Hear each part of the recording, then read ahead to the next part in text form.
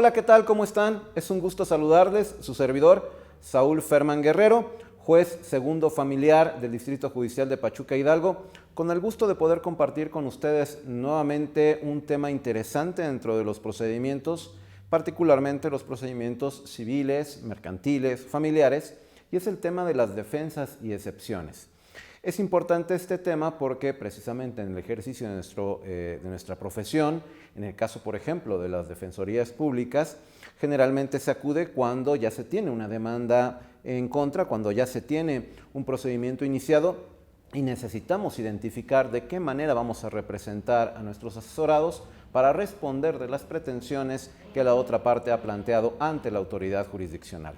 Por ello es importante este tema y bueno, para no retardar más, recordemos antes que cualquier otra cosa cuál es la naturaleza de un proceso jurisdiccional. Recordemos que el Estado, como el único titular de la administración de justicia, el Estado que expropia a la persona la facultad de resolver los problemas, eliminando formas viejas como la autotutela, la venganza privada, etcétera, le dice al ciudadano, ¿sabes qué? No te sigas peleando, yo te voy a asegurar a ti ciertos elementos básicos de tu subsistencia y entre ellos voy a dirimir las controversias que tengas con otras personas, con otros particulares o incluso con el propio Estado. Y esto lo voy a hacer a través de la facultad denominada jurisdicción. La jurisdicción es la facultad que tiene el Estado para dirimir las controversias entre particulares con fuerza vinculativa. Esta facultad la ejerce a través del órgano denominado Poder Judicial o los órganos judiciales, el Poder Judicial, y como ustedes ya saben, no hay necesidad de estarlo reiterando, pues esa jurisdicción tiene límites objetivos, límites subjetivos, criterios competenciales, etcétera. Pero cuando tenemos la necesidad de acudir ante la autoridad jurisdiccional, iniciar una demanda o contestar una demanda en un juicio, muchas veces pasamos por alto la dinámica procesal. Algo en lo que siempre he insistido es en nunca olvidar el carácter dialéctico del proceso. Hay una pretensión que es expuesta al Estado a través de la autoridad jurisdiccional y hay una resistencia por parte de la persona a quien se exige esa pretensión. De tal manera que cuando existen esa pretensión y esa resistencia y tiene trascendencia en el derecho, se conforma el proceso. Este carácter dialéctico nos obliga a identificar de manera muy clara y precisa cuáles son nuestras cargas procesales, de tal manera que tengamos la seguridad de que vamos a actuar de manera adecuada en la posición que nos tocó jugar.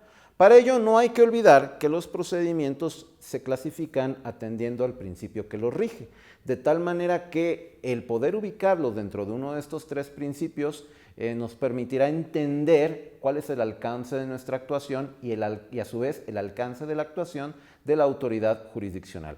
Así tenemos que existe un principio dispositivo que es el que rige a los procedimientos civil y mercantil. Este principio dispositivo implica que la autoridad jurisdiccional es solamente un rector del procedimiento más de forma pasiva. El impulso procesal del juicio lo tienen las partes, solamente las partes inician el proceso, solamente las partes lo impulsan, solamente las partes fijan el tema decidendum, es decir, el tema a decidir, el tema probandum, que es decir, los medios de prueba que se aportarán dentro del procedimiento. Las partes tienen la facultad para decidir qué hacen con ese derecho material que está siendo controvertido, allanarse, desistirse, fijar convenios, etcétera. Cuando estamos hablando del principio dispositivo, vamos a ver que queda plasmado en dos materias particulares, el procedimiento civil y el procedimiento mercantil. Aquí hablamos de que el procedimiento civil y el procedimiento mercantil son a instancia de parte, la intervención del juzgador será solamente a respuesta de las partes y la sentencia que emita el juzgador afectará por regla general exclusivamente a las partes. Si ustedes se dan cuenta, en este procedimiento el juzgador más tiene una posición de espectador que irá dirigiendo a las partes hasta llegar a la sentencia definitiva. Existe un segundo principio, el principio de justicia social.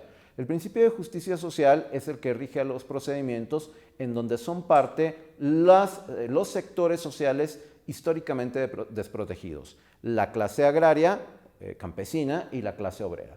de tal manera que encontramos dentro de los procedimientos de principio de justicia social el procedimiento agrario y el procedimiento laboral. En este caso, la intervención del juzgador es mayor. ¿Por qué? Porque el juzgador va a intervenir no solamente cuando se lo pidan las partes, sino cuando advierta que existe la necesidad de suplir la deficiencia en el planteamiento de los hechos o del derecho de alguna de las partes. Por ejemplo, en este caso encontramos procuradurías agrarias, procuradurías laborales, de tal manera que el Estado brinda cierta asistencia, cierta asesoría a esas clases para poder enfrentar el procedimiento, y el juzgador podrá suplir la deficiencia en los planteamientos que le haga ese tipo de partes dentro del juicio. A diferencia del sistema dispositivo, entonces encontramos una mayor intervención del juzgador. Finalmente está el principio publicista. Dentro de este principio, el juzgador o la autoridad jurisdiccional tendrá una mayor amplitud en cuanto a las facultades de intervenir oficiosamente dentro de los juicios. Ejemplo de los procedimientos del principio publicista son el procedimiento constitucional, que implica también el juicio de amparo, los procedimientos administrativos y desde luego el procedimiento familiar. En este caso, aquí sí el juzgador tendrá amplias facultades para intervenir de oficio. Incluso algunos procedimientos, dependiendo de la materia, pueden ser iniciados por la propia autoridad jurisdiccional. Bajo este esquema, entonces, tenemos que identificar en lo que es nuestro quehacer cotidiano elementos muy importantes. Uno, recordar que en materia civil y mercantil nosotros tenemos que ser muy cuidadosos de plantear nuestros hechos, nuestro derecho, nuestras peticiones a la autoridad judicial, porque si no lo hacemos de manera adecuada, la autoridad jurisdiccional simplemente no acordará de conformidad lo que nosotros vamos a pedir, sin más, no hará mayor intervención. En el caso de la materia familiar, nosotros podemos hacer peticiones, presentar todo tipo de reclamos a la autoridad judicial, y si dentro de la litis se encuentran inmersos derechos de infantes, de personas con algún tipo de discapacidad, de adultos mayores, de mujeres en situación de violencia, entonces el juzgador, aunque nosotros no lo hayamos pedido, podrá intervenir de oficio y decretar aquellas medidas que resulten necesarias para la protección de esos sectores de la población o para suplir las deficiencias que los representantes o los mismos interesados hayan tenido al momento de acudir ante la autoridad jurisdiccional.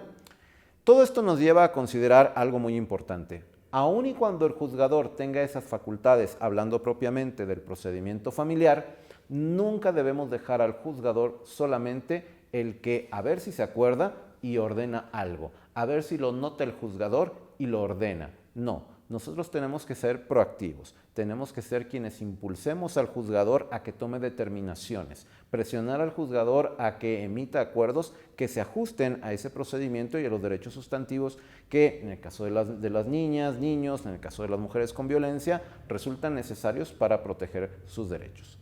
Bajo este orden de ideas, nos resulta claro que en este carácter dialéctico del procedimiento encontramos una parte actora que tiene una pretensión, es decir, dirige al Estado lo que quiere, lo que está pidiendo, y esa pretensión la va a hacer valer a través de una acción que dirige en contra de la otra persona. Esa acción puede ser de carácter real o puede ser de carácter personal o puede ser para el cumplimiento de una obligación. Y en este caso tendremos que distinguir perfectamente el tipo de acción que se ejercita para que nosotros estemos en condición de responder.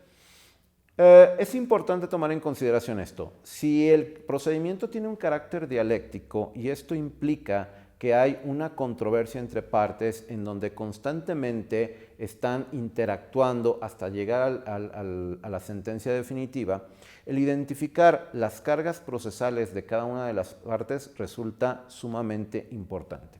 El tema de las defensas y excepciones implica que entonces hablemos de la parte demandada.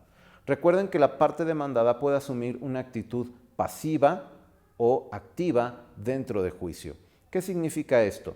Puede omitir la contestación de la demanda, pero si lleva a cabo la contestación de la demanda, aun y cuando es una actitud activa, una posición activa, esa contestación no significa necesariamente que exista litis, es decir, la controversia entre partes, ya que la parte demandada puede asumir una posición activa contestando la demanda y allanándose confesando o bien oponiéndose a las pretensiones de la parte contraria. Recuerden ustedes que si hay allanamiento, puede haber allanamiento con o sin confesión de hechos.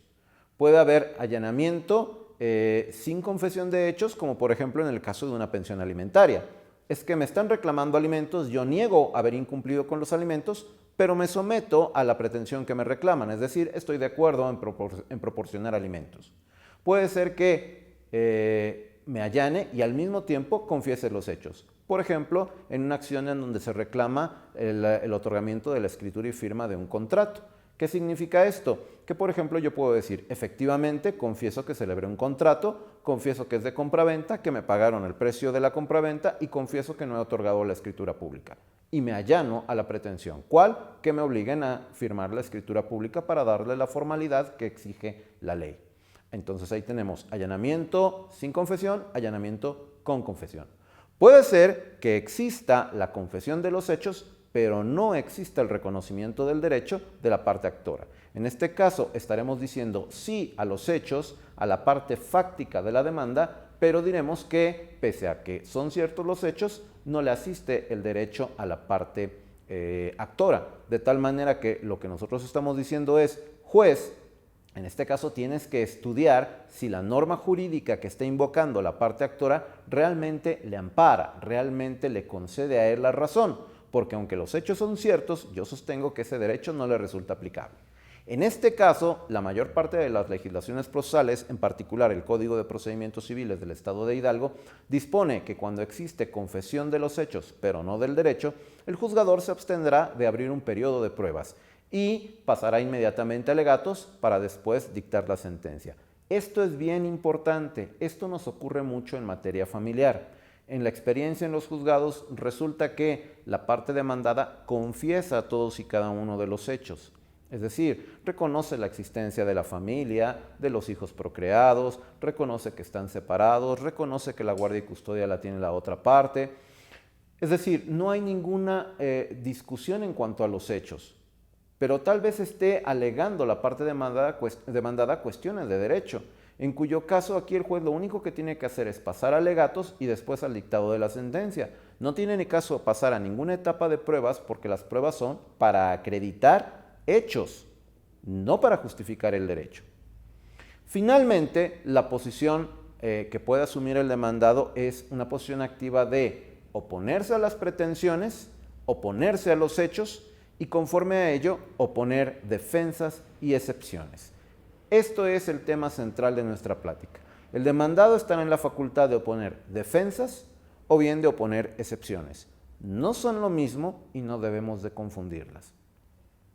En la práctica se reproducen vicios constantemente. Siempre he sostenido que a veces tenemos un litigio acartonado, en donde queremos repetir las fórmulas que aplicamos para un juicio en todos los demás juicios que tenemos que enfrentar. Ese es un grave error. Recordemos también, por ejemplo, que en el año 2011 nuestra Constitución fue reformada y el artículo 1 de la Constitución coloca en supremacía de leyes a la Constitución y a los tratados internacionales de derechos humanos que México ha suscrito. También dispone ese artículo 1 de la Constitución que las leyes deberán de interpretarse conforme a la Constitución y tratando de que se otorgue la mayor protección posible a los derechos de las personas, es decir, el principio pro persona. Todo esto nos lleva a considerar que al día de hoy el litigio no es lo mismo que antes y que no podemos estar utilizando las mismas fórmulas para pretender solventar, decidir, litigar un juicio tras otro. Por eso es importante que dejemos de tener esta posición de repetir machotes, de repetir esquemas y tratemos de ser un poco más imaginativos a la hora de enfrentar un procedimiento.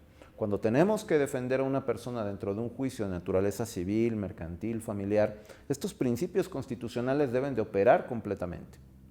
Y por lo tanto debemos de ser cuidadosos de darle a cada cosa el nombre que corresponda y hacer valer ante el juzgador justamente lo correcto. En ese sentido tenemos que hacer una diferenciación entre defensas y excepciones. Las defensas, desde luego, son aquellos medios con los que va a contar la parte demandada para oponerse a las pretensiones del actor. Pero si hacemos un símil un poquito con las teorías de la argumentación, los aspectos de la lógica jurídica, recordemos que existen dentro de los argumentos refutaciones y contraargumentos. Las refutaciones niegan o rechazan el argumento de la parte contraria. Se dedican exclusivamente a negarlo. En el caso de los contraargumentos, no solamente se trata de negar, sino de aportar nuevos argumentos que destruyan la eficacia del argumento de nuestra contraria. De esta manera podemos identificar las defensas y las excepciones. La defensa se constituye por elementales refutaciones, mediante las cuales rechazamos el derecho, la acción, la legitimación de la parte actora. En cambio, cuando hablamos de excepciones, realmente lo que estamos oponiendo son contraargumentos, es decir, situaciones, circunstancias de hecho o de derecho que se contraponen a la acción de la parte actora y que van a destruirla o van a retrasarla dependiendo de la naturaleza de la excepción que estemos oponiendo. Por eso es que cometemos el error de que cuando contestamos una demanda, solemos, una vez que hemos contestado los hechos de la demanda, al oponer las excepciones, solemos decir, vengo a oponer la excepción de falta de derecho, o la excepción de falta de acción, o la excepción de falta de legitimación. Ninguna de ellas es excepción, son solamente defensas. Lo mismo ocurre, por ejemplo, cuando invocamos la excepción sine actione agis. No son excepciones, son defensas. ¿Por qué? Porque lo que hacemos es negar el derecho, negar la acción o negar la legitimación de la parte contraria. Y con ello arrojamos la carga de la prueba a la parte actora, porque fue la parte actora la que sostuvo una afirmación al presentar su demanda. Y esa afirmación está obligada a la parte actora a demostrarla. Si yo solamente me dedico a defenderme, lo que estoy haciendo prácticamente es negar que lo que afirma la parte actora sea cierto y dejarle durante el proceso a ella la carga de demostrar sus aseveraciones. Así que, si queremos ser estrictos a la hora de contestar una demanda, sea en materia familiar, en materia civil, en materia mercantil, y vamos a oponer defensas y excepciones, cuando nosotros invoquemos la falta de derecho, la falta de acción, la falta de legitimación, debemos decir que son defensas. Falta de derecho implica que en la ley no existe un precepto normativo, no existe ningún dispositivo dentro de la ley sustantiva que justifique el derecho que está reclamando la parte actora. Hablamos de falta de acción cuando nosotros aducimos que, habiendo o no habiendo derecho, no le asiste acción, es decir, no le asiste a la parte actora la facultad de acudir ante el órgano jurisdiccional a reclamar ese derecho. ¿Por qué? Porque el derecho puede ser que exista, pero no ha sido violentado, o puede ser que no exista, o puede ser que la obligación que se me reclame no sea actual, o que esa obligación todavía no haya cumplido con las condiciones para que me pueda ser exigida. Cuando hablamos de falta de legitimación, estamos hablando que la parte actora carece del reconocimiento de la ley para ser el titular del derecho que está reclamando, o bien que carece de representación en el juicio para comparecer a nombre de otra persona. Este aspecto de la falta de legitimación lo veremos más adelante. Cuando hablamos de excepciones, decía yo, entonces sí vamos a hablar de aquellas circunstancias de hecho o de derecho que opone la parte demandada para destruir o retardar la acción de la parte actora. En ese sentido, la doctrina nos ha establecido un esquema que permite dividir las excepciones o clasificar las excepciones en diferentes rubros. Sabemos que tenemos excepciones perentorias que destruyen la acción, excepciones dilatorias que dilatan el curso de la acción, excepciones de previo y especial pronunciamiento, es decir, aquellas que el juzgador tiene que resolver antes de dictar sentencia definitiva, pero básicamente las vamos a clasificar para efectos de esta plática en dos: excepciones procesales y excepciones sustantivas.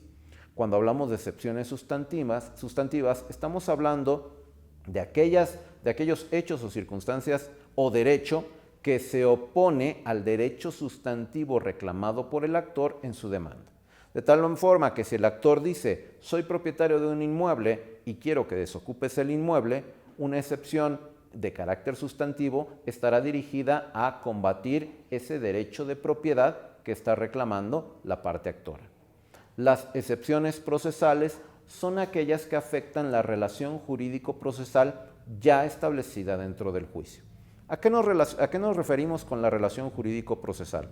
La relación jurídico-procesal es la que se establece entre el juez, la parte actora y la parte demandada. Nace en el momento en el que la parte actora, habiendo demandado y el juez habiendo admitido la demanda, notifica a la parte demandada que existe un juicio en su contra. Es decir, después del emplazamiento en donde el demandado ya tuvo conocimiento de la demanda en su contra, queda establecida, queda fincada la relación jurídico-procesal. En ese momento ya hay 3 sujetos procesales que actuarán cada uno conforme en su papel dentro del procedimiento. Cuando ponemos una excepción procesal, entonces lo que estamos haciendo es combatir esa relación jurídica procesal, es decir, afectamos la figura del juzgador, afectamos la figura de la parte actora o incluso afectamos nuestra posición dentro del propio juicio. Las excepciones procesales, como su nombre lo indica, están dirigidas a los presupuestos del juicio, al proceso, de tal manera que no van a ocuparse del fondo del asunto, es decir, del derecho material controvertido dentro de la demanda. En este caso, la mayor parte de las leyes establecen básicamente 4 excepciones procesales distintas. Existen otros ordenamientos jurídicos que prevén o extienden el catálogo de excepciones procesales a algunas otras diferentes. Todos sabemos que tenemos como excepciones procesales la incompetencia, la litispendencia, la conexidad de la causa y la falta de personalidad. La mal llamada falta de personalidad. Más adelante diré por qué es mal llamada falta de personalidad. Existen otros ordenamientos, como por ejemplo el Código de Comercio, que prevén otro tipo de excepciones de carácter procesal. Pero en este momento vamos a detenernos en las 4 que les estoy comentando. En primer lugar, la excepción de incompetencia. Primero recordemos que todas las excepciones se oponen al dar contestación a la demanda. No va a haber otro tiempo para oponer las excepciones sino al contestar la demanda, salvo que se trate de una excepción superviniente. ¿Cuándo vamos a encontrar una excepción superviniente? Cuando aquella se sustente en hechos que hayan sido o que hayan surgido de forma posterior a el tiempo de la contestación de la demanda. La excepción de incompetencia precisamente lo que hace es negar la competencia que el juez que admitió la demanda asumió al momento en que admitió la demanda. Esta incompetencia significa entonces que estamos desconociendo en el juez uno de los límites del ejercicio de la jurisdicción, un límite objetivo, ¿sí? Y esa competencia ustedes saben que es por territorio, por materia, por cuantía, por fuero. Los casos más comunes que sostenemos de incompetencia en los procedimientos mercantiles, civiles, familiares, son los de incompetencia por territorio, que curiosamente es la única competencia que puede prorrogarse, es decir, aquella en la que las partes interesadas en el negocio judicial pudieron haber expresado previo al juicio su autorización para que no conozca aquel juez que conforme a la ley está establecido que debe de conocer de controversias y conozca uno distinto.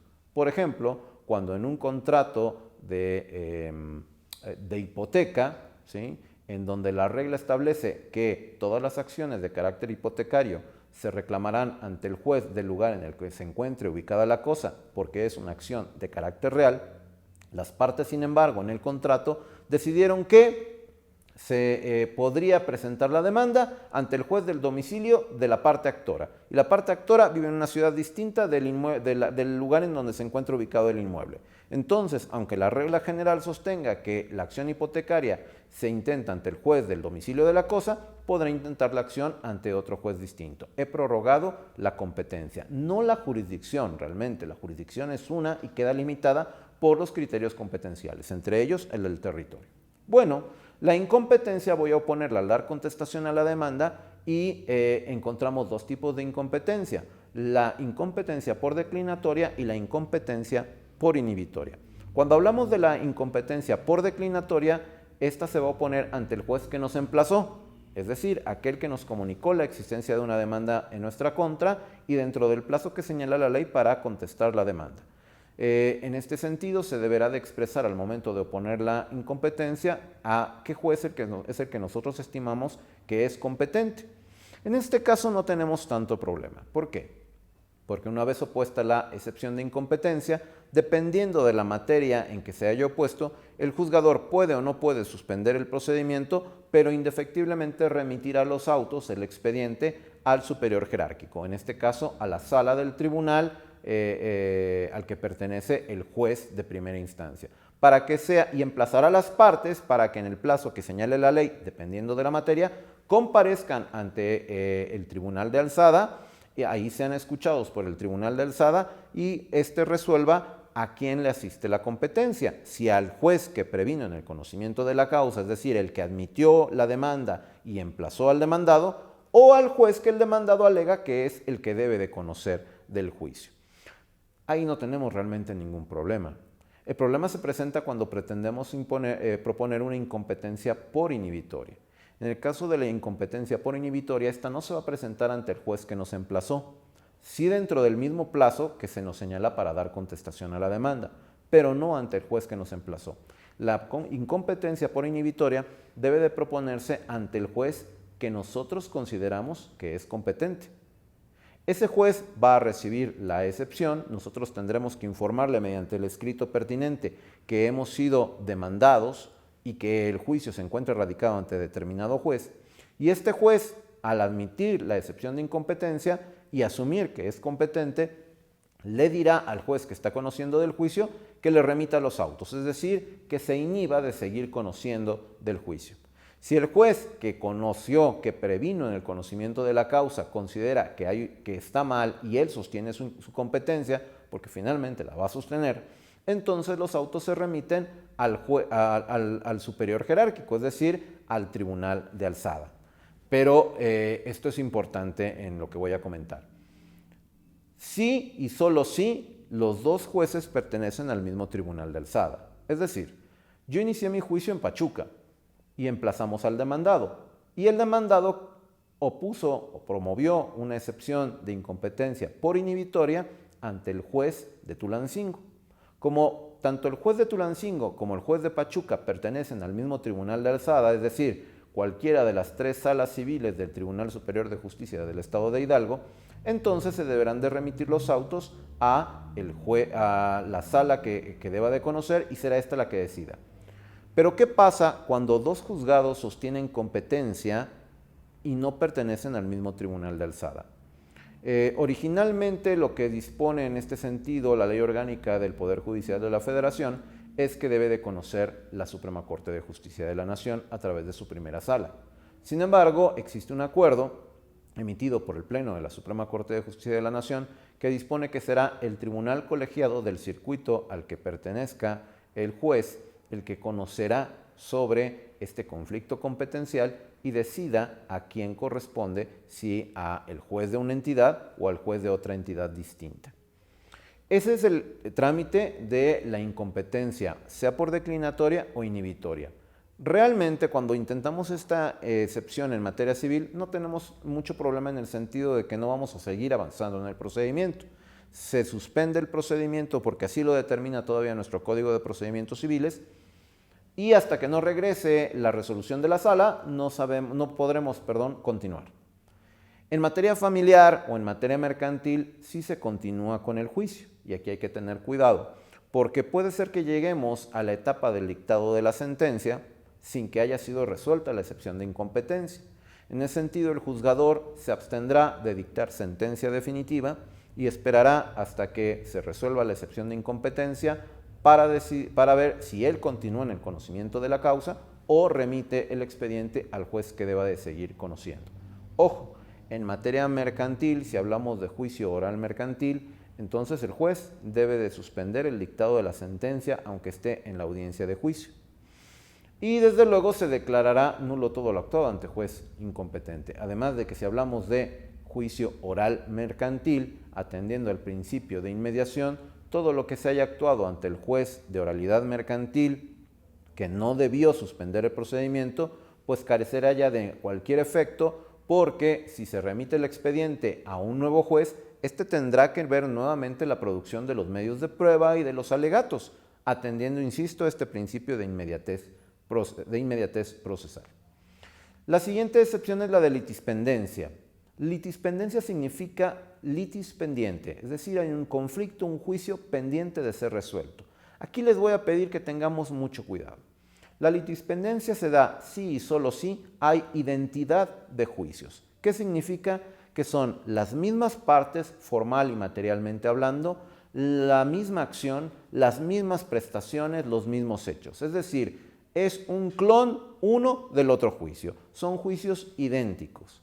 Juan demanda ante el juzgado primero civil una acción reivindicatoria para reclamarle a Pedro la entrega del predio El Capulín. Juan reclama al juez que le declare propietario de pleno derecho del predio Capulín, que condene a Pedro a la entrega del inmueble y a que le repare los daños y perjuicios, así como el pago de gastos y costas. Y narra hechos ocurridos en enero del año 2020. Una vez que ha sido emplazado Pedro, este se va a continuar el juicio con Juan. ¿Por qué razón Juan tendría que iniciar un nuevo juicio? Bueno, puede haber muchas razones. Una de ellas es darse cuenta que ha incurrido en algún error o en alguna situación que ya de entrada le dice que no va a tener sentencia favorable y bueno, valga la expresión, dirá pues a ver si es chicle y pega e inicia un segundo juicio ante el juzgado cuarto civil del mismo distrito judicial. Cuando es emplazado Pedro en el segundo juicio, Pedro obviamente va a decir, oigan, pero es que esto ya me lo demandaron antes en el juzgado primero civil y todavía no se ha dictado sentencia definitiva. Es en ese momento en que Pedro, al contestar la demanda en el segundo juicio, deberá de oponer la excepción de litispendencia. Y aquí Pedro va a darle lo siguiente: juez, hay identidad de juicios, porque hay identidad de partes. Es decir, en los dos juicios, Juan es el actor y Pedro es el demandado. En este caso hablamos de una identidad formal y material. Es material porque se trata de las mismas personas, Juan y Pedro. Y es identidad formal porque en los dos juicios Juan ocupa la posición de actor y en los dos juicios Pedro ocupa la posición de demandado. En ese sentido, Pedro le dirá, son las mismas pretensiones, es decir, materialmente me exige las mismas prestaciones, la misma acción respecto del mismo inmueble y basado en los mismos hechos. Son juicios gemelos, son clones. El trámite, como lo disponen nuestras leyes procesales, es incidental, salvo en el caso de la materia mercantil. Si hablamos de juicio oral mercantil o juicio ejecutivo mercantil oral, pues sabemos que se opondrá la excepción al dar contestación a la demanda, se le dará vista a la parte actora por 3 días respecto de las excepciones opuestas, pero será en la audiencia preliminar en donde el juez, una vez verificada la legitimación de las partes, entra a esa parte de depuración del procedimiento y esa depuración implica resolver ahí en audiencia las excepciones procesales, entre ellas la litispendencia, la conexidad, la falta de personalidad, etc. Ok.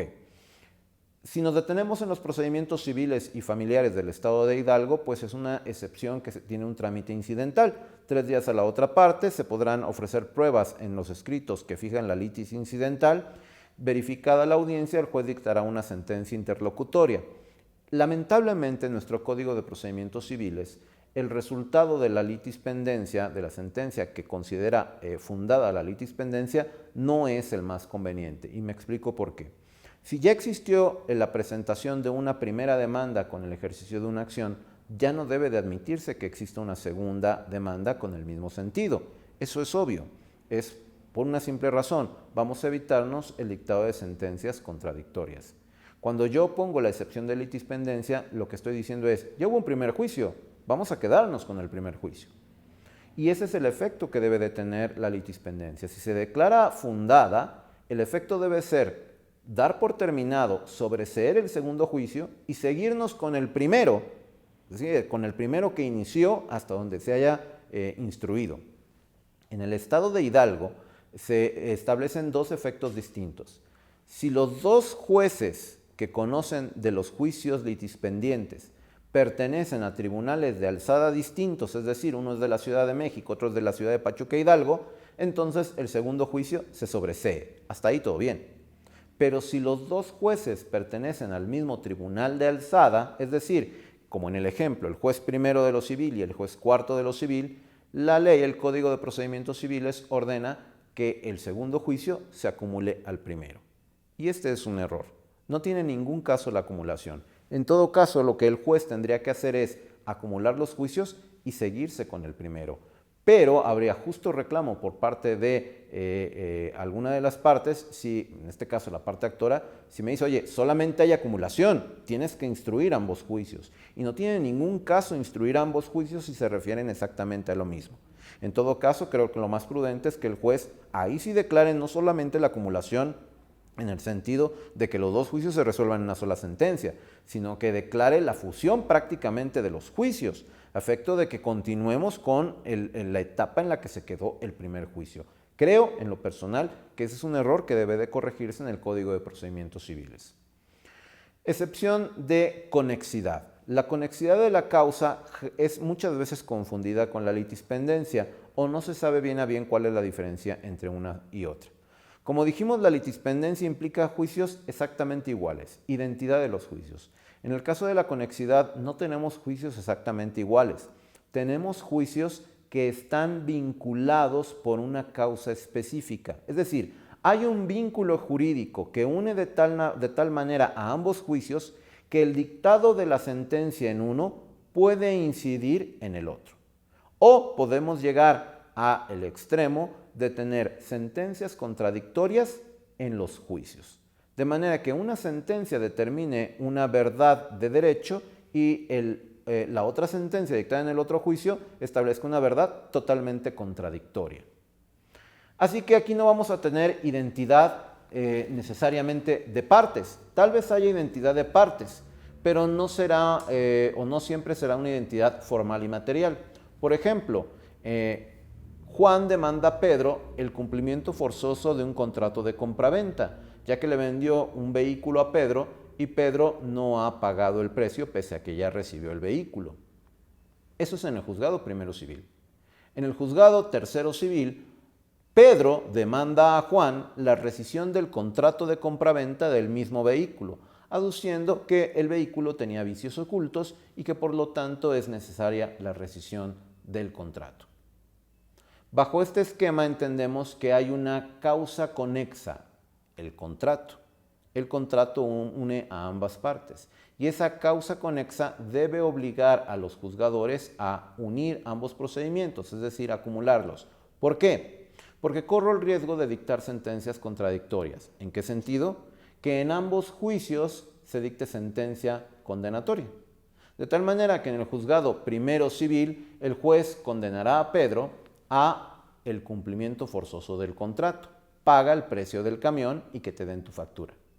Y en el juzgado tercero civil, es decir, en el segundo juicio, si la sentencia también es condenatoria, el juez condenará a la rescisión del contrato de compraventa del vehículo y condenará a Juan a devolver el dinero que en un momento dado haya podido adelantar Pedro y a que Pedro le regrese el vehículo.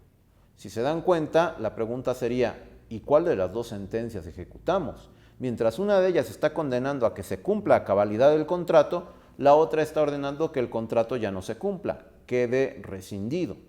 Por eso la necesidad de acumular ambos juicios. Existen otros supuestos previstos en la ley que dan pauta a la acumulación. Por ejemplo, cuando se trate de las mismas acciones, de las mismas personas, aunque no se trate de los mismos objetos. Esto más bien tiene un fin de economía procesal, de concentrar en un solo juicio todas aquellas acciones que tengan dirigidas una persona en contra de la otra. Por ejemplo, Juan demanda a Pedro la reivindicación del predio Las Margaritas en el juzgado segundo civil. Y Juan demanda a Pedro la reivindicación del predio Los Palomos en el juzgado cuarto civil. Son dos acciones de reivindicación sobre dos objetos distintos y son las mismas partes. Se puede oponer la excepción de conexidad para que se acumulen ambos juicios y en una sola sentencia se resuelvan las dos litis. Pero los casos que más nos encontramos en este sentido es cuando existe la conexidad emanada de una causa común que puede significar el dictado de sentencias contradictorias. En este caso, mucha atención con lo que estoy diciendo. Existe un juicio que es conexo y que puede afectar el dictado de la sentencia o el sentido de la sentencia que se dicte en el otro juicio. Esto lo dejamos aquí porque más adelante hablaré del tema de la cosa juzgada. Finalmente tenemos la excepción de falta de personalidad, y decía yo mal llamada falta de personalidad, porque realmente personalidad tenemos todos, y ustedes saben cuáles son las reglas del Código Civil para establecer que una persona tiene personalidad jurídica. De tal manera que no debe de denominarse falta de personalidad. Y aquí esto es importante porque la excepción de falta de personalidad constantemente se opone de una manera equivocada, errónea. En este sentido diremos, Juan se considera propietario del predio Las Margaritas y demanda a Pedro la reivindicación de ese predio porque Pedro está en posesión del inmueble. Pedro, al dar contestación a la demanda, opone, entre otras excepciones, la falta de personalidad y dice, vengo a oponer la falta de personalidad de Juan porque Juan no tiene derecho a reclamarme ese predio ya que no es propietario. Esta excepción está mal puesta, no es falta de personalidad. Podemos decir también, es que vengo Juan, en representación de mi hijo Juanito, a demandar la nulidad de un contrato que mi hijo, siendo menor de edad, celebró con Pedro. Y no debía de celebrarlo porque mi hijo Juanito era menor de edad.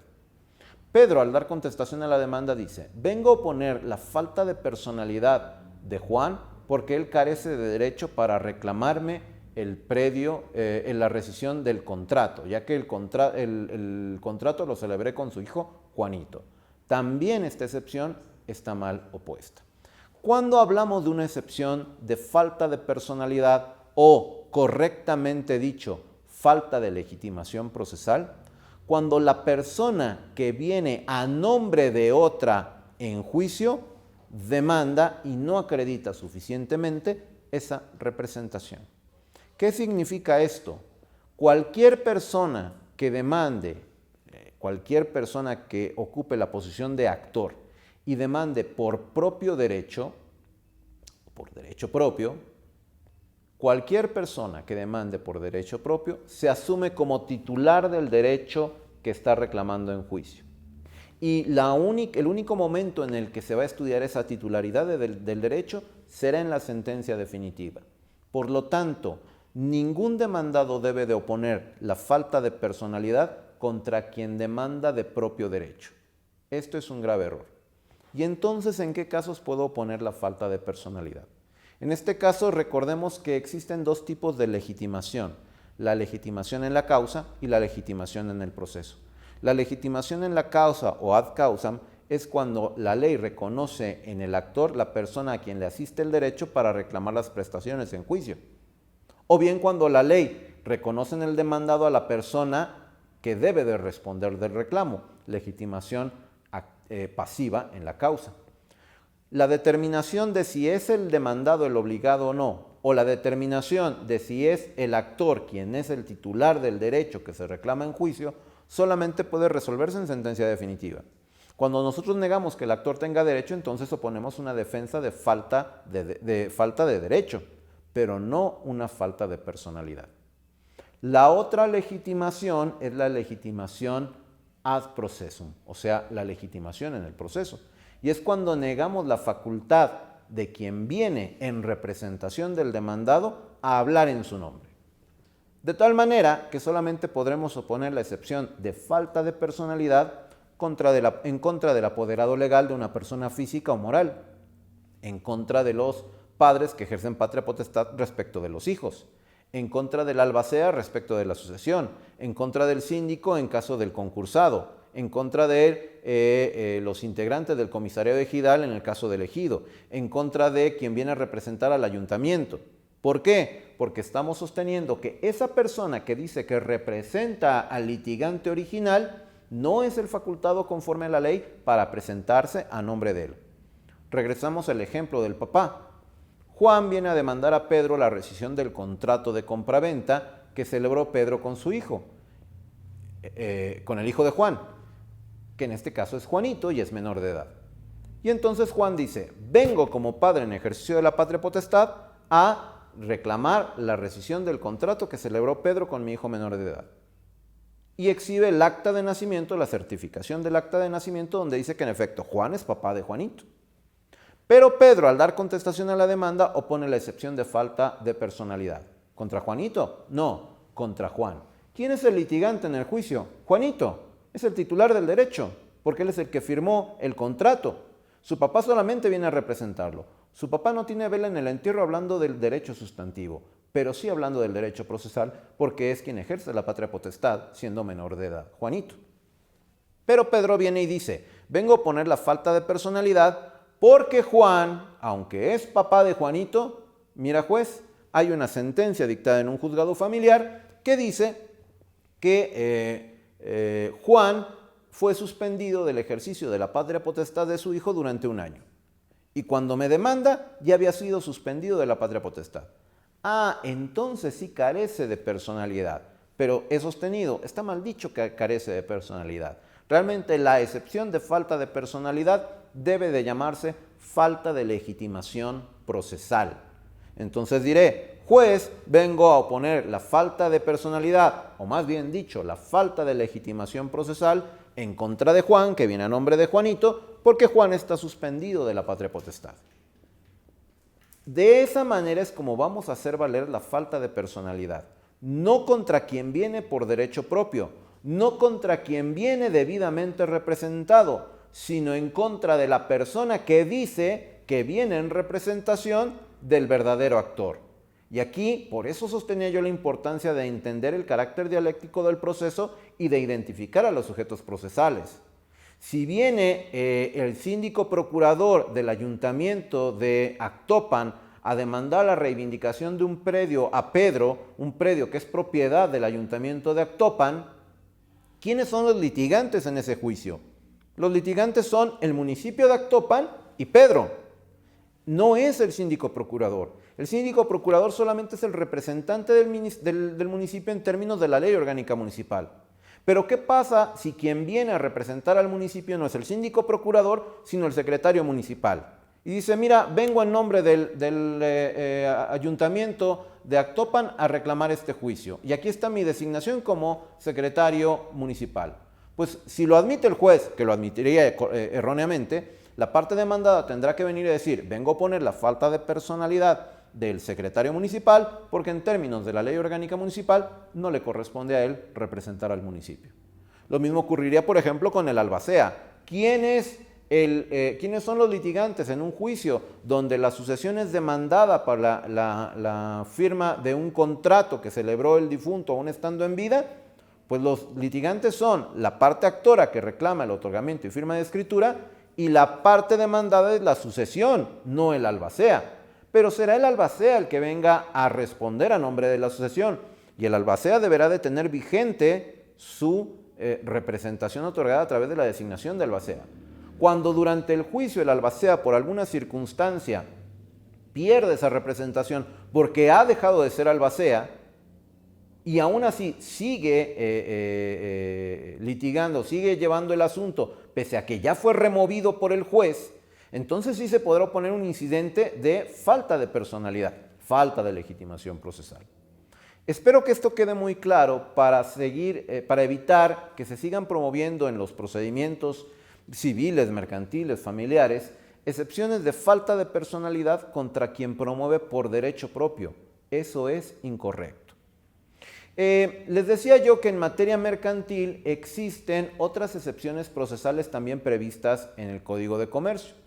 Son excepciones procesales que incluso hay jueces que las pasan por alto como tales, es decir, las resuelven hasta que se resuelve el fondo del asunto, y ello es incorrecto, porque el Código de Comercio prevé que todas las excepciones procesales deben de resolverse en la fase preliminar, si hablamos de un juicio oral mercantil o un juicio ejecutivo mercantil oral.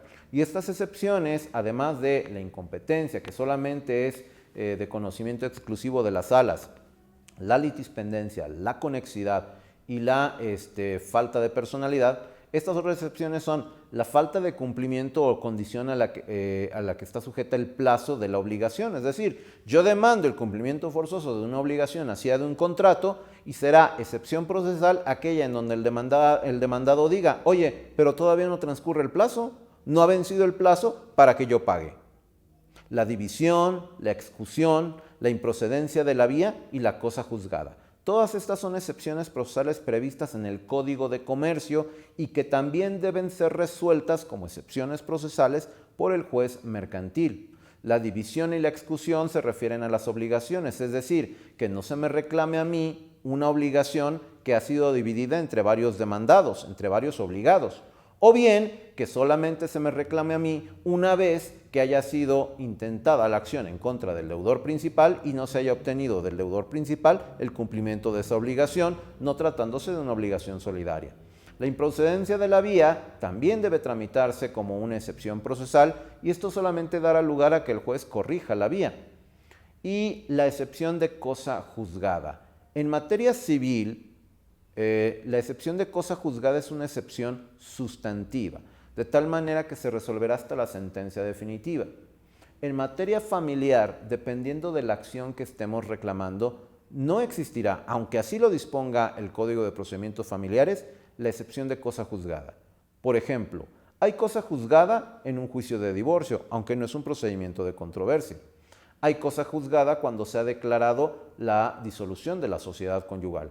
Pero nunca vamos a tener cosa juzgada en juicios de alimentos, en juicios de guardia y custodia, en juicios de suspensión de la patria potestad. En esos casos no opera el principio de la cosa juzgada, aunque la ley así lo determine. Estamos hablando de que la sentencia se declaró firme, causó estado. ¿Qué significa? Que ya en este juicio no vamos a poder hacer nada. La sentencia tendrá que ejecutarse.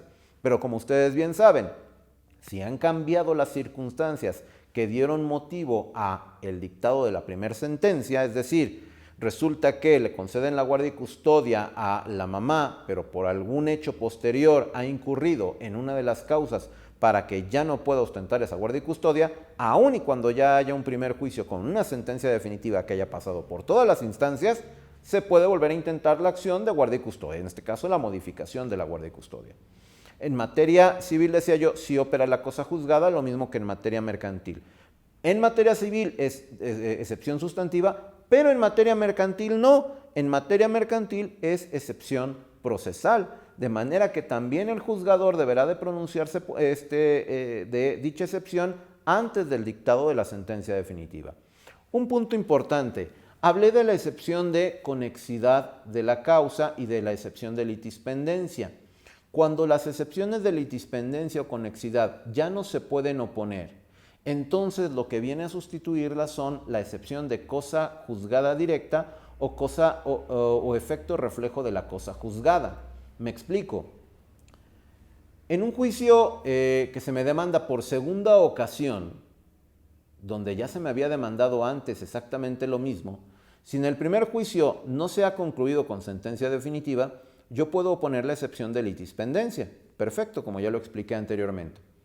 Pero si me están demandando exactamente lo mismo, es el mismo juicio, exactamente el mismo juicio, pero el primer juicio ya se concluyó con una sentencia definitiva que causó ejecutoria, entonces la excepción que tengo que oponer es la de la cosa juzgada, porque se trató de la misma acción, las mismas prestaciones, los mismos hechos, las mismas partes. Obviamente puede ser que en el momento en que me demandan por segunda ocasión, todavía la sentencia del primer juicio no haya causado ejecutoria. A lo mejor no lo va a causar porque fue apelada, a lo mejor se fueron al amparo, pero bastará con que se culmine ese primer procedimiento con una sentencia que ya no implique modificación, por ejemplo la de segunda instancia o por ejemplo la no concesión del amparo, para que entonces venga yo a oponer la excepción de cosa juzgada como excepción superviniente. No la pude oponer en el plazo que me dieron para contestar la demanda porque todavía no existía esa cosa juzgada, ya que aunque se hubiera dictado sentencia en el primer juicio, sentencia definitiva en la primera instancia, faltaba la segunda instancia o faltaba el amparo. Pero como ya se resolvió, entonces ya puedo venir a oponer como excepción superviniente la de cosa juzgada. ¿Qué pasa con la conexidad de causa?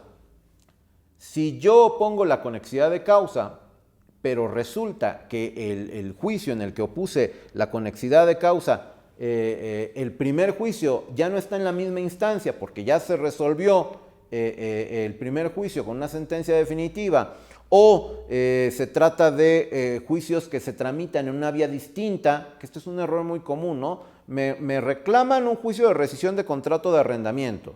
Y opongo la excepción de conexidad de causa porque hay un juicio de desahucio. Señores, se tramitan en vías distintas. Aunque ambos juicios tengan por objeto que al final el arrendatario abandone la cosa arrendada, lo cierto es que se tramitan en vías distintas, tienen diferentes reglas. No puedo oponer la conexidad de causa. Bueno, ¿y entonces qué hago? Conozco de este nuevo juicio, hay un juicio que le es conexo, pero o ya se terminó y por lo tanto no está en la misma instancia, o se tramitó en vías distintas, o incluso se tramitó uno en la ciudad de Pachuca y el otro que es conexo en la Ciudad de México, y tampoco cabe la conexidad. Bueno, entonces lo que tengo que oponer es la excepción de efecto reflejo de la cosa juzgada cuando el primer juicio llegue a su culminación.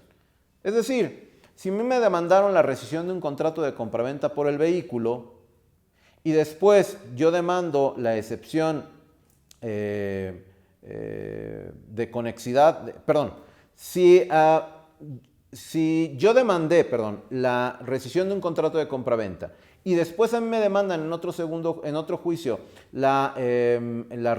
el cumplimiento forzoso de ese contrato, y el primer juicio que yo demandé ya terminó, ya se dictó sentencia a mi favor y ya causó ejecutoria, entonces en el segundo juicio ya no voy a oponer excepción de conexidad de la causa, pero diré, opongo la excepción de efecto reflejo de la cosa juzgada. ¿Por qué efecto reflejo? Porque no es cosa juzgada directa, ya que no se trata de juicios iguales, pero sí la sentencia que causó ejecutoria en el primer juicio incide necesariamente en el segundo juicio.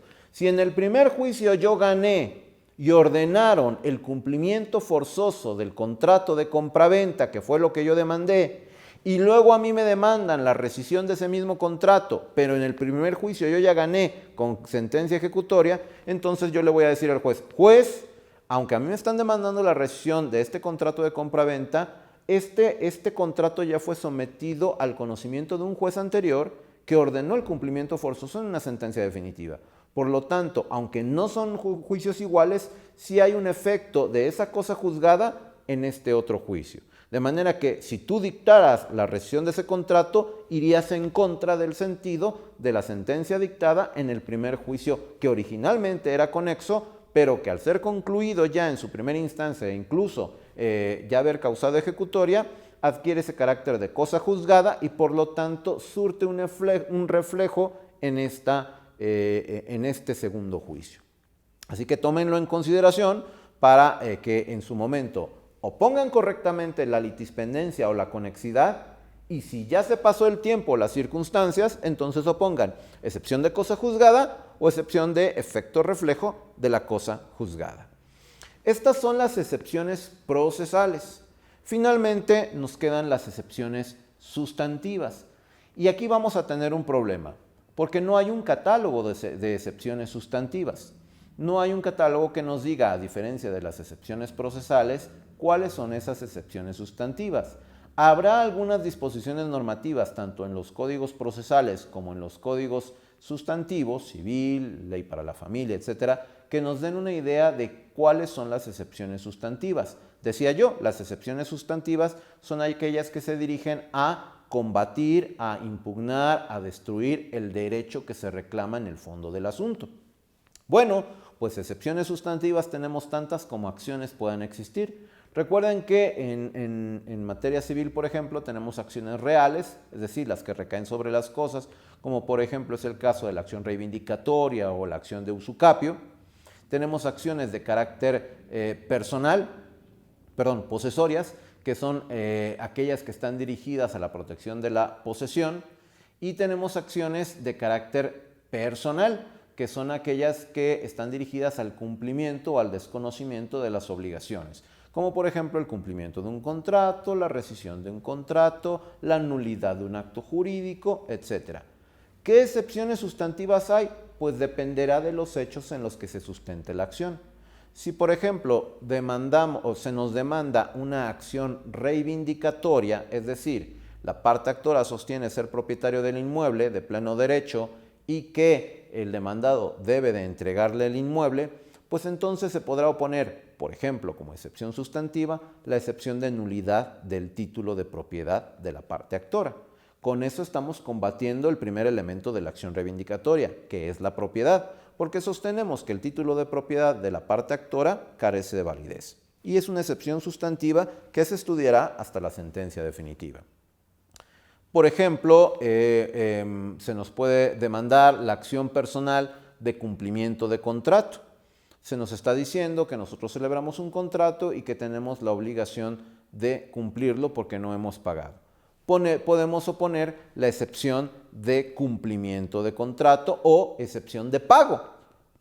Si ustedes se dan cuenta, cuando yo les hablé de las defensas, les dije, las defensas solamente son refutaciones. Rechazamos lo que dice la parte actora. Negamos que tenga derecho, negamos que tenga acción, negamos que tenga alguna legitimación para reclamar. Y con ello le arrojamos la carga de la prueba, porque le decimos, pues tú dices eso, pero no es cierto, demuestra que es cierto.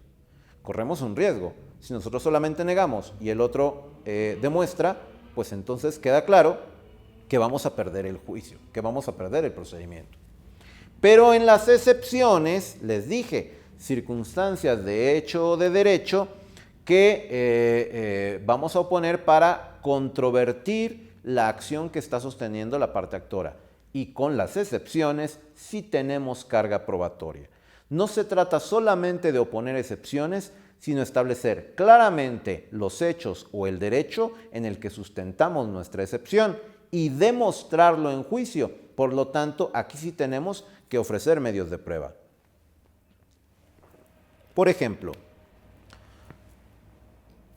si a nosotros se nos reclama en juicio el cumplimiento de un contrato de compraventa porque no hemos pagado y resulta que ya pagamos, nosotros oponemos la excepción de pago.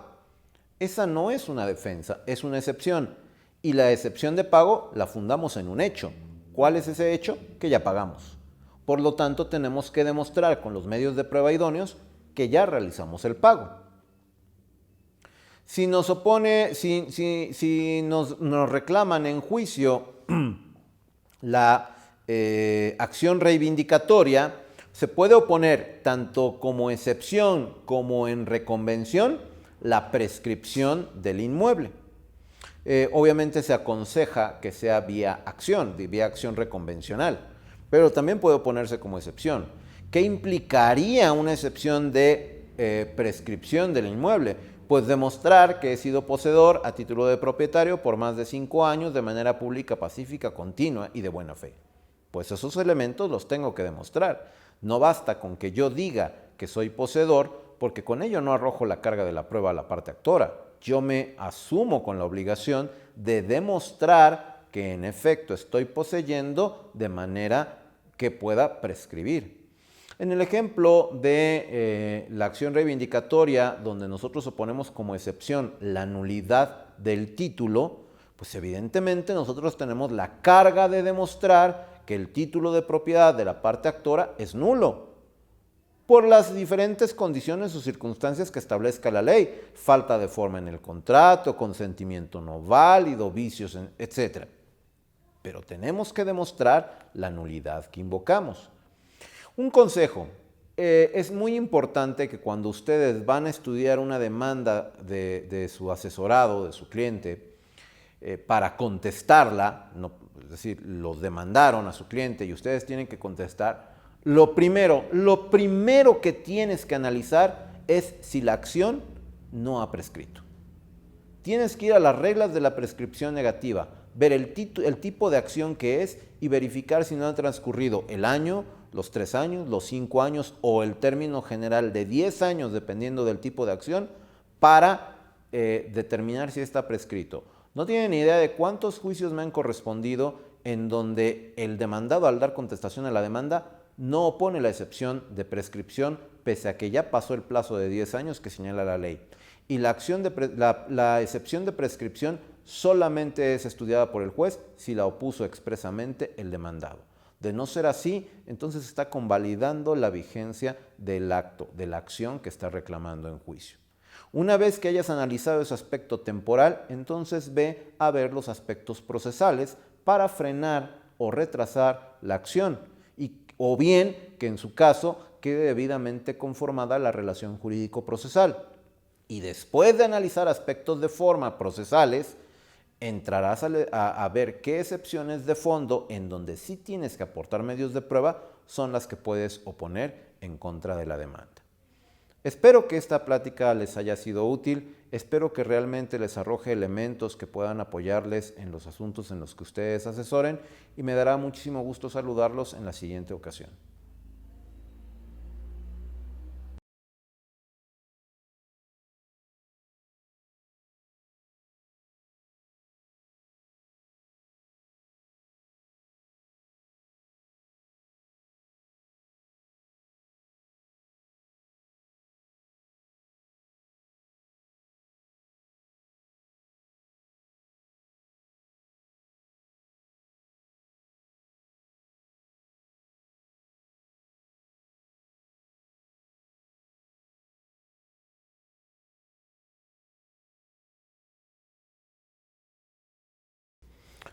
Ok, habría que preguntarnos si realmente podemos hablar de una excepción como tal.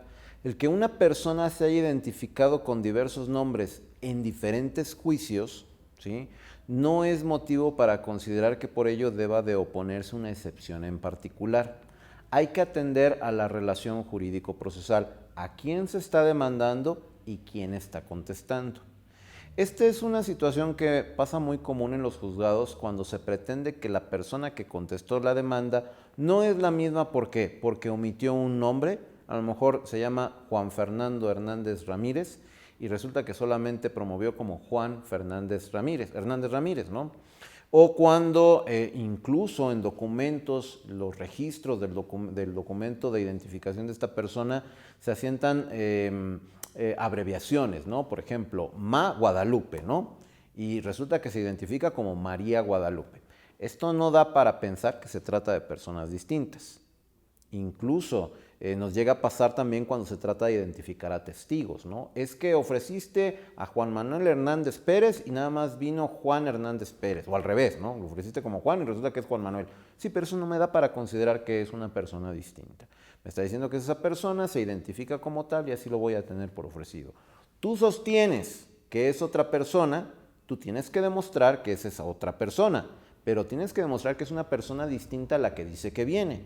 Si tú me dices que esta misma persona que se dice Juan Manuel Hernández, que me está demandando, en otro juicio se identificó como Juan Fernando Hernández, bueno, pues allá en ese otro juicio se identificó con un nombre distinto. Aquí vino como Juan Manuel Hernández y determinaré si Juan Manuel Hernández realmente tiene un derecho que reclamar en este juicio. Uno de los problemas puede ser a la hora de la firma de los contratos. ¿Sabes qué? Es que vengo a reclamar el cumplimiento de un contrato, me llamo Juan Manuel, pero en el contrato nada más puse Juan. Bueno, habrá necesidad de acreditar en juicio que se trata de la misma persona y la parte demandada será la que dirá, no le asiste un derecho, no es que carezca de personalidad, aquí no tendría nada que ver la falta de personalidad, porque ya platicamos que la falta de personalidad se opone cuando careces de representación respecto de la persona que realmente está litigando. En este caso simplemente diremos, este Juan Manuel carece de derecho porque el contrato lo firmé con Juan. Pero siempre hay forma de acreditar que en el contrato solamente se puso Juan Hernández Pérez, pero realmente se llama Juan Manuel Hernández Pérez y esa diferencia entre la identificación legal que tiene con la que asentó en el contrato a la larga puede no resultar determinante para resolver el juicio.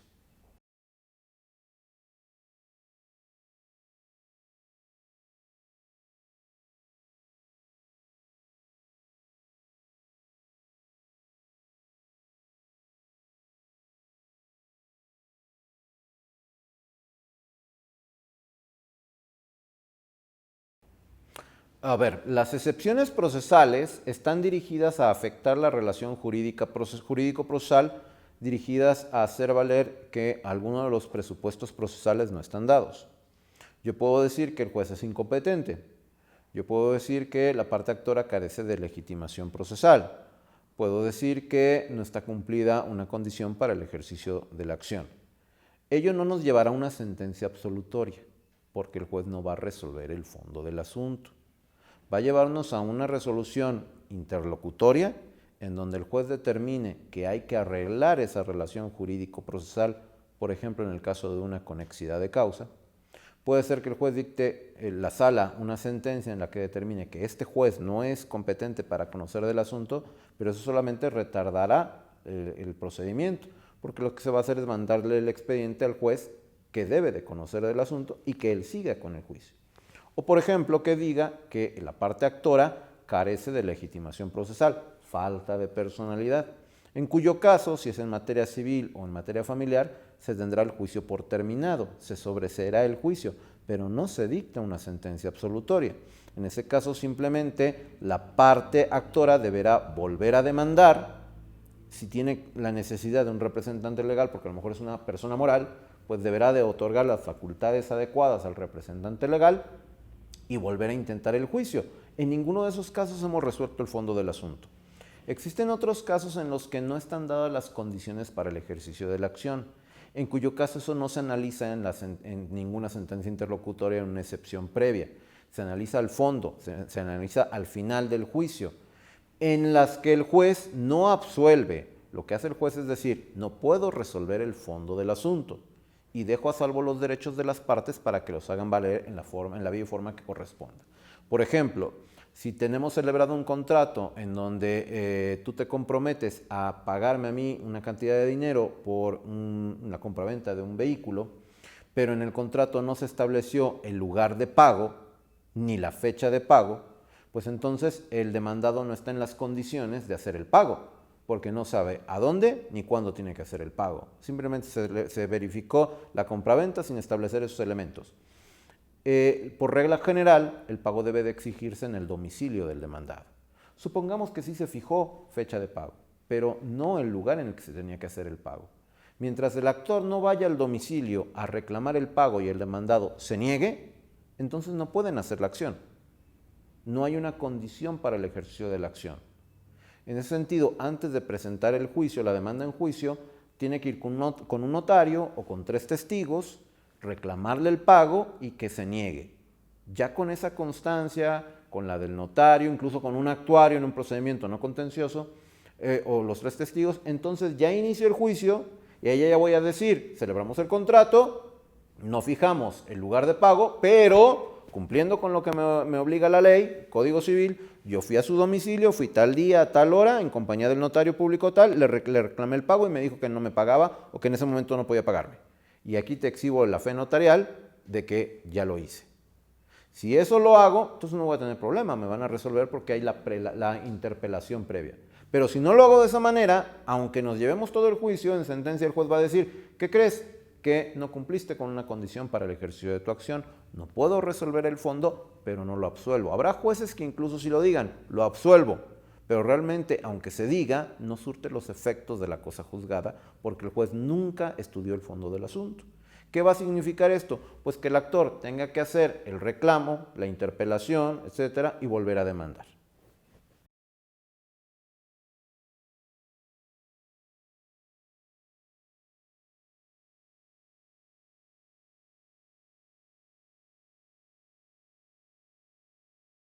Bueno, es que al final de cuentas no es tanto una situación de estilos o de prácticas, sino de saber identificar qué excepciones deben de oponerse.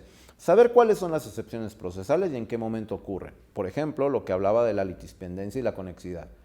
Si entendemos que la litispendencia implica identidad de juicios, juicios exactamente iguales, y la conexidad implica no identidad necesaria de juicios, sino coincidencias entre juicios porque tienen un vínculo, un nexo que los une, un nexo causal, hay un mismo objeto, etcétera. Entonces, por ejemplo, podemos caer en la cuenta de que no se pueden oponer las excepciones de litispendencia y conexidad al mismo tiempo. O opones litispendencia o opones conexidad, pero no las dos al mismo tiempo. En tratándose de la falta de personalidad, pues recordarles que si la demanda, leer la demanda, ves que el actor dice vengo por derecho propio, o como suelen escribir con esa redundancia de mi propio derecho, pues entonces olvídate de la excepción de falta de personalidad, no procede. No hay forma, olvídate de eso, te tienes que ir al fondo del asunto. Y recordar que si yo solamente digo que le falta el derecho, falta la acción, prácticamente no estoy diciendo nada. ¿Por qué? Pues simplemente es una defensa, con eso le dejo la carga de la prueba a la otra parte. Lo que sí es algo que les refería yo al terminar de la plática. Primero y antes que cualquier cosa, analiza, ¿la acción que están intentando no ha prescrito? Si después de advertir que no prescribió, voy al segundo punto, hay una situación procesal que pueda estar afectando esa acción de manera que la puedo retrasar para por lo menos ganar un tiempo, promuévela, ¿sí? La incompetencia, la falta de personalidad, etc. Si después de ese análisis adviertes que ninguno de esos elementos está dado, sino que tienes que ir directamente al fondo del asunto, entonces ya piensa en las excepciones de fondo, en las excepciones sustantivas, las que va a decidir el juez hasta la sentencia definitiva.